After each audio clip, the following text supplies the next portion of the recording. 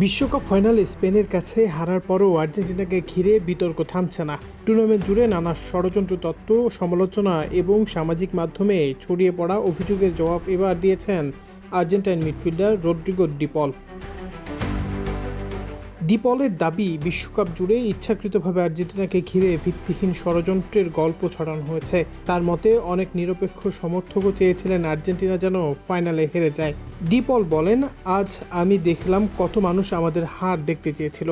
পুরো বিশ্ব জুড়ে ভিত্তিহীন ষড়যন্ত্র তত্ত্ব ছড়ানো হয়েছে শুধু তাদের হতাশা লুকানোর জন্য, যারা আর্জেন্টাইনদের অনুভূতি কখনোই বুঝতে পারেনি। তিনি আরও বলেছেন, আমাদের হাসি তাদের বিরক্ত করে, আমাদের আচরণ তাদের পছন্দ নয়, কিন্তু এসবই প্রমাণ করে দেশের জার্সির প্রতি আমাদের ভালোবাসার আবেগ সব বাধা অতিক্রম করতে পারে। বিশ্বকাপ ফাইনালে হার এখনও কষ্ট দিচ্ছে স্বীকার করেও ডিপল স্পষ্ট করে দিয়েছেন, এই পরাজয় তাদের জাতীয় গর্বকে একটুও কমিয়ে দেয়নি। তার ভাষায়, এই হার অনেক দিন কষ্ট দেবে, কিন্তু আজ আগের যে কোনো সময় চেয়ে আমি আর্জেন্টাইন হতে পেরে বেশি গর্বিত।